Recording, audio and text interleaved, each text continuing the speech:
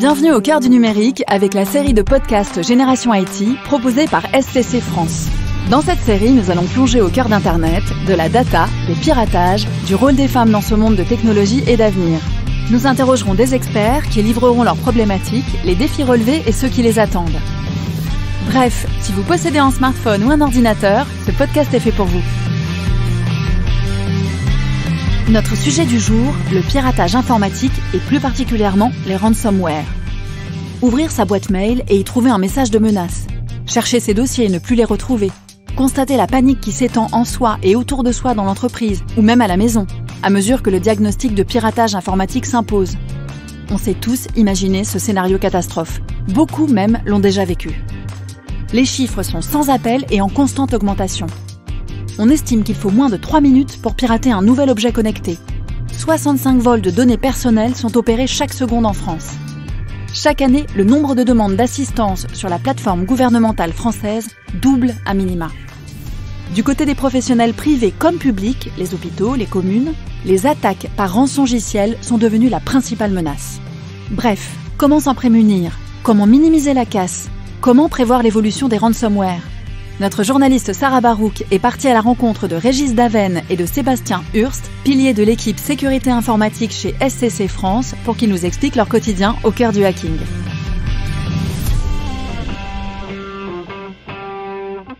On va parler aujourd'hui de menaces informatiques. Faut savoir que les attaques se sont multipliées en 2020 et que, selon un rapport de l'ANSSI publié en mars 2021, les alertes d'incidents sont en hausse de 255% en une année. Voilà en gros de quoi montrer que ce que vous faites, messieurs, c'est très important. Donc, pour savoir qui va nous répondre aujourd'hui, je vais vous demander de vous présenter et de dire quel est l'intitulé de votre poste.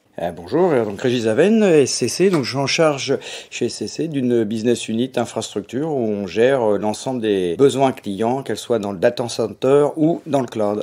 Et moi, je suis Sébastien Hurst, je suis le directeur technique de cette entité. Eh bien, bienvenue Régis et Sébastien. Alors, ransomware, c'est quoi? Alors, c'est un terme un peu anxiogène en ce moment, donc on va parler de WannaCry, on va parler de Conti, on va parler de cryptolocage de nos clients. Donc c'est un nouveau virus malware qui est arrivé il y a à peu près 6-7 ans, Sébastien ? À peu près. Ouais, à peu près. Donc, et qui a été mis en exergue avec le virus WannaCry qui avait bloqué un certain nombre d'industries il y a quelques années, donc ça a 4-5 ans. C'est là où vraiment on a été sensibilisé à cette attaque de sociétés, puisque ce sont des sociétés qui se sont constituées pour attaquer les clients, soit leur voler les données. Donc ça, on va dire, c'est l'extraction de données, soit crypter les données, c'est-à-dire que un matin, vous vous réveillez, vous allez sur votre application, il y a un message d'erreur, un écran bleu, un écran vert, et vos données ont été cryptées et on vous demande une rançon, d'où le terme de ransomware, rançongiciel en français, et on vous demande une rançon pour vous donner la clé de décryptage des données et pouvoir retravailler. Donc c'est comme tu disais, une industrie qui est florissante. Et d'ailleurs, si c'était une industrie, on aimerait bien avoir cette croissance-là. C'est plus 40%, on parle de 11 milliards de raquettes dans le monde. Et voilà. Donc c'est un phénomène qui est en pleine expansion en ce moment. Donc faut payer pour pouvoir continuer à travailler, quoi. C'est ça le principe. C'est exactement ça, sachant que ce sont quand même des attaques très complexes, très pénalisantes, qui peuvent être soit liées à une attaque de hacker directement sur le système d'information, soit des attaques sournoises et plus détournées, qui vont cibler les utilisateurs, où on va les pousser à répondre à des mails ou à cliquer sur des liens internet liés à des mails, et qui du coup ouvre la porte à ces solutions rançongicielles pour contaminer le système d'information. On va voir dans un exemple que l'on va débloquer tout à l'heure, qui est arrivé chez un de nos clients, qui n'a pas payé, parce qu'on a réussi à récupérer toutes ces données, et il a été recraqué 3 mois après. Donc c'est toujours le dilemme, est-ce qu'il faut payer ou pas? L'ANSSI préconise de pas payer, et maintenant on s'aperçoit qu'il y a des petits montants sur des petites infractions. Sébastien parlait d'utilisateurs qui se font hacker, et où ils peuvent avoir des données peut-être personnelles, un peu tendancieuses sur les animaux qu'ils préfèrent, etc. Donc on peut avoir ce côté psychologique, et ça te fait rire, mais c'est des cas réels de gens qui se sont fait hacker et qui veulent récupérer leurs données. Donc ça peut être des 500 €, 700 $, 0,0,1 bitcoin, comme il n'y a pas de transaction, il faut quand même des monnaies virtuelles, et jusqu'à des millions de dollars demandés à des entreprises, comme la société Colonial Pipeline aux États-Unis qui a été bloquée bloqué, où il y a le pipeline d'eau ou de gaz, je me rappelle jamais, qui a été bloqué pendant des semaines. Là, si on veut débloquer, il faut payer, quoi. Donc c'est le dilemme, payer ou pas payer. Donc il y a un enjeu psychologique, il y a un enjeu important sur l'utilisateur, mais il peut y avoir un enjeu d'entreprise, de fiabilité de l'entreprise, puisque avec la GDPR, et ce qui est logique, c'est que quand on se fait craquer, il faut prévenir l'ANSSI et prévenir ses clients qu'on a été infecté. Donc ça peut amener une crise de notoriété, une crise business, puisque je parlais d'un exemple client tout à l'heure qui est en infogérance, donc SCC est une offre d'infogérance. Et on a un client avec infogéré, donc nous on gère que son infrastructure, ses serveurs, son stockage. Il s'est fait hacker par un ransomware qui s'appelle Conti-Ryuk, qui est une société basée je ne sais où, en Corée, en Ukraine, dans des pays qui sont pas faciles à aller chercher les hackers. Et le matin, c'est une société de transport. Le matin, les camions n'ont pas pu partir parce que tout était bloqué. Donc, on a réussi et on va expliquer un petit peu et rendre un peu moins anxiogène le sujet. On a réussi à reconstruire son système d'information. Donc, il a pu redémarrer dans les 5-6 jours. Donc, c'est une perte d'exploitation nette du temps de WannaCry. Sébastien, c'était quoi? Il y a Saint-Gobain qui a été bloqué pendant ils ont mis 6 mois à remonter 100% de leur système.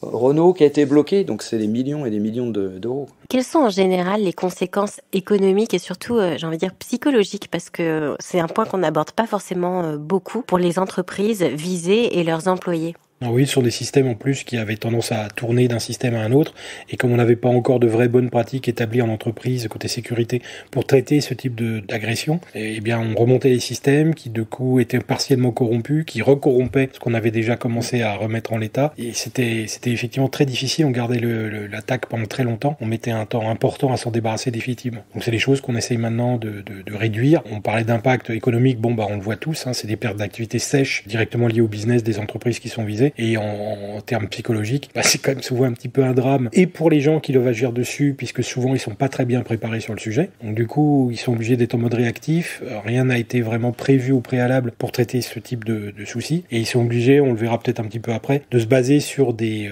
procédures classiques de l'IT, mais dont on doit être certain qu'elles ont été bien faites, et c'est pas toujours le cas. Comment est-ce qu'on peut s'en prémunir aujourd'hui de ces attaques?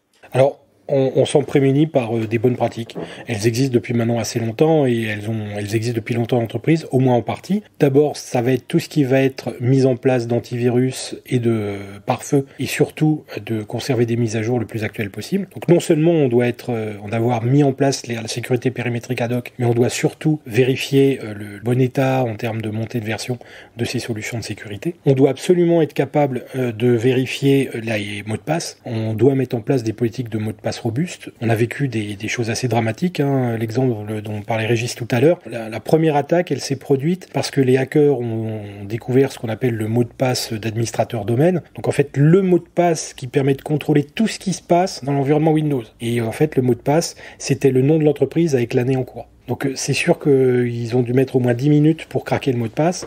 Et derrière, comme c'était un compte avec des droits extrêmement élargis, ils ont pu faire ce qu'ils voulaient dans le système d'information de l'entreprise. Donc la capacité à avoir des mots de passe complexes, durcis, qui changent régulièrement est très très importante. Et prend également en compte, ça souvent on l'oublie, les mots de passe un peu cachés qui sont livrés par défaut lorsqu'on installe des applications ou des systèmes, et sur lesquels il faut absolument penser à ôter le mot de passe par défaut et de le remplacer par un mot de passe robuste et qu'on change régulièrement. C'est à cause de vous que toutes ces applications me prennent la tête à changer mes mots de passe. Exactement, c'est grâce à nous. Et que j'oublie les 3/4 et que je sais plus, donc j'en suis allée les écrire dans mon téléphone, ce qui est super. Ça c'est moche. Effectivement, si vous voulez, on peut vous aider aussi pour protéger ces mots de passe. Ce qui est important, parler de se prémunir, faut se dire que toutes les sociétés vont se faire, si c'est pas le cas, vont se faire attaquer. Donc ils ont des focus, par exemple là il y a le salon de la santé, en ce moment ils vont peut-être focuser sur la santé.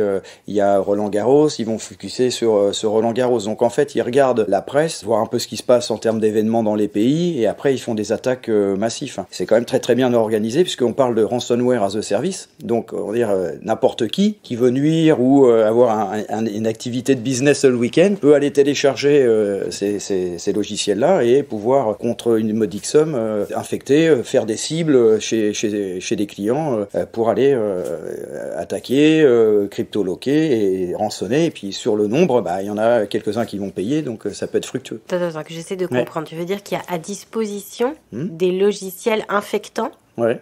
et que l'on peut télécharger. Donc, au même titre qu'il y a du software as a service, du SaaS, de l'infrastructure, du IaaS, de l'infrastructure as a service, il y a possibilité de récupérer ces logiciels. C'est des sociétés. D'ailleurs, il y a une société cette semaine qui s'appelle Black Matter, si je dis pas de bêtises, qui avait ce logiciel-là. Ils ont réussi à arrêter une personne en Ukraine. Enfin voilà, et le FBI s'est mobilisé, etc. Donc ça devient vraiment un vrai fléau. Et on peut aller télécharger ces logiciels-là. Ouais. Ça va même plus loin. Vous arrivez sur une plateforme, sur le dark web. Sur la plateforme, on va vous dire créer un compte. Vous créez votre compte.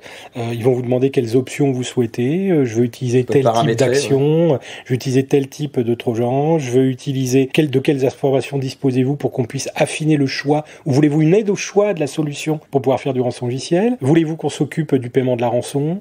Donc il y a des options. Et une fois que vous avez fait votre panier, vous avez un prix en bas, vous payez. Et derrière, vous avez même éventuellement un support qui vous permet de vous assister au cas où il y a des problèmes, vous n'arrivez pas à faire ce qui a été prévu. Il y a une hotline, s'il y a un problème. Il y a un c'est problème, exactement ça. Du coup, c'est un système qui devient extrêmement industrialisé et c'est ça qui devient inquiétant. C'est incroyable. Donc finalement, la question, c'est pas si c'est on va quand. être compte. Voilà. Quand vous allez être agressé.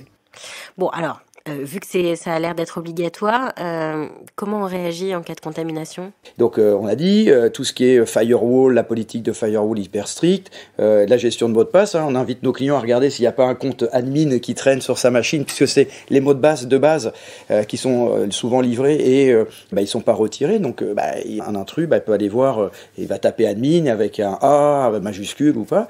Et puis après, comme on sait qu'on va se faire hacker, c'est comment je reconstruis. Quels sont les systèmes que je vais mettre en place pour reconstruire mon système si j'ai décidé de pas payer. Et là, nous, on intervient chez SCC avec beaucoup de constructeurs éditeurs sur tout ce qui est cybersécurité, sur comment je vais travailler mon système de backup, de data protection. Donc, c'est-à-dire, je fais des copies de mes bases de données, de mon système d'information. Et puis, si j'ai senti que je me suis fait infecter, j'ai un certain nombre de protocoles. Donc, suivant les produits, ça va jusqu'à même être obligé d'appeler le constructeur ou l'éditeur qui m'a fourni la plateforme pour dire j'ai besoin de débloquer ces données-là. Et on va rendre immuable, sanctuariser. Donc, c'est des grands mots, mais ça répond à des principes de dire qu'à un moment, je vais isoler les données que j'ai sauvegardées du monde extérieur pour pouvoir les remonter quand j'en ai besoin. Tout ce qu'on fait, c'est qu'en dehors de cette sanctuarisation qui est devenue très importante pour garantir l'immuabilité des données, tendance aussi est maintenant d'accompagner la solution de backup par des solutions de supervision et d'intelligence qui vont permettre aussi artificielle, faut le dire, intelligence artificielle. J'aime pas les mots hype, mais ok, on va le dire. Intelligence artificielle pour pouvoir détecter également et aider en tout cas à la détection de brèches à l'intérieur de la société, de détecter la contamination qui a pu être faite pour qu'on puisse commencer à intervenir au plus tôt. Donc finalement, c'est une activité déjà d'assurer la protection de base, mais du coup de faire de la pédagogie. Oui, il faut changer vos mots de passe. Oui, il faut sauvegarder vos données. Enfin, chose qu'on sait depuis qu'on utilise des appareils en fait. Et ensuite, tout ce côté d'alerte de plus en plus rapide. On peut aller aussi plus loin, on va déjà assez loin puisqu'on est capable de détecter que c'est un compte en particulier qui peut avoir été hacké et qui génère ces opérations d'intrusion à l'intérieur de la société. Lorsqu'on a pu détecter, et le système peut le faire, que c'est un utilisateur en particulier qui interagit, le système est capable d'envoyer une alerte pour dire à un autre système, pour lui dire attention, il faut bloquer ce compte. Et le compte du coup se bloque et ne peut plus continuer de faire la propagation. Donc on va effectivement assez loin sur la capacité à accompagner les clients dans cette défense face au rançon logiciel. Maintenant, il faut réussir à se mettre autour d'une table et puis réussir à discuter du sujet un peu posément. Est-ce que votre métier, vous crée du stress parce que vous avez quand même une assez forte responsabilité finalement? Comment vous gérez ça? Auprès de nos clients, on a un devoir de conseil pour leur dire ne pensez pas que ça va arriver qu'aux autres. En France, on estime que 50% des entreprises, des hôpitaux, et parce que c'est pas que des entreprises privées, il y a des hôpitaux, pratiquement tous les hôpitaux, ou une grosse partie d'hôpitaux se sont fait hacker. Il y a même eu, on va dire, le premier, alors c'est un peu anxiogène, le premier mort indirect en Allemagne, puisqu'il y a un hôpital qui a été bloqué complètement, donc ils n'ont pas pu opérer des patients. Il a fallu qu'ils les déroutent sur un autre hôpital. Il y a une personne qui est décédée dans le transport. Donc ça peut aller très très loin. Dans le monde de la santé, aujourd'hui, toutes les posologies sont des malades, elles sont enregistrées sur le système d'information et on sait qu'il y a des services qui ont été bloqués parce qu'ils n'avaient plus les posologies pour les malades. Donc il faut se dire, ça va arriver. Et alors, quelles sont selon vous les prochaines menaces auxquelles l'IT va devoir faire face? Alors très clairement, c'est ce dont on parlait tout à l'heure, c'est l'explosion de ce ransomware as a service qui fait qu'il est de plus en plus facile pour un individu mal intentionné de se venger d'une entreprise ou de vouloir faire du mal à un concurrent à travers des solutions qui vont être de plus en plus prêtes à l'emploi, ou quelque part, ce qu'il y a d'incroyable, le hacker ne va plus être qu'un fournisseur de solutions, et on pourra même plus dire que c'est lui qui a hacké, il va dire non mais moi j'ai rien fait du tout. J'ai mis à disposition des logiciels, mais s'il a été mal employé, ce sera pas mon problème. Qu'est-ce que vous diriez à des clients qui sont inquiets et comment vous pouvez les aider ?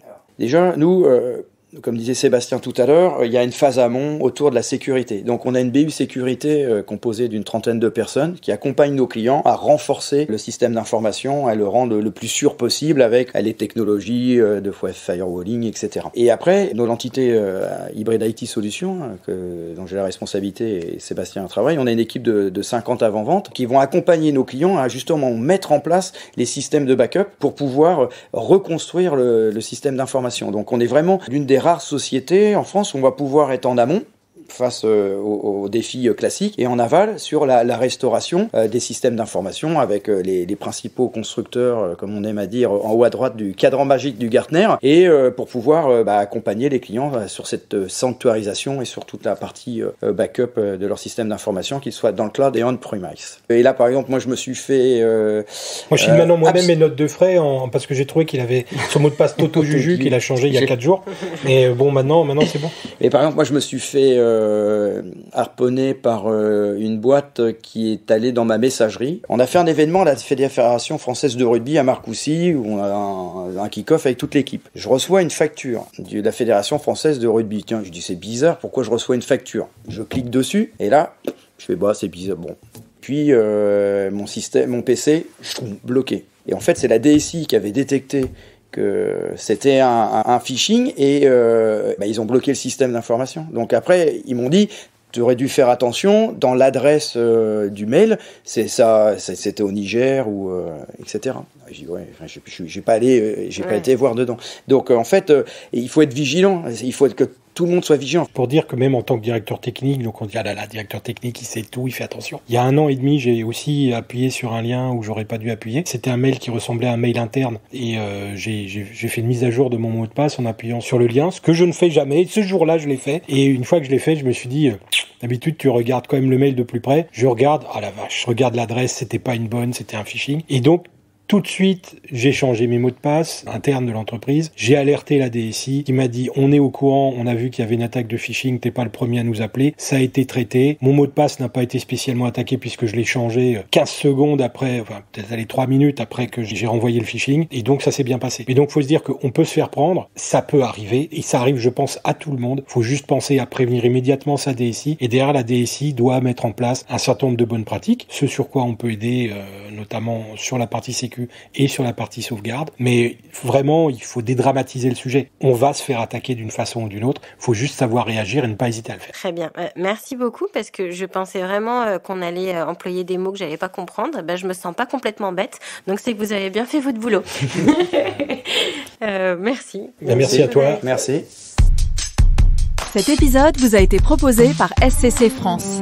Merci à nos intervenants d'avoir participé à Génération IT. Merci à vous de nous avoir écoutés. Si ce contenu vous a plu, n'hésitez pas à vous abonner et à le partager autour de vous. Dans les autres épisodes, nous parlerons d'autres sujets passionnants. À très vite avec Génération IT.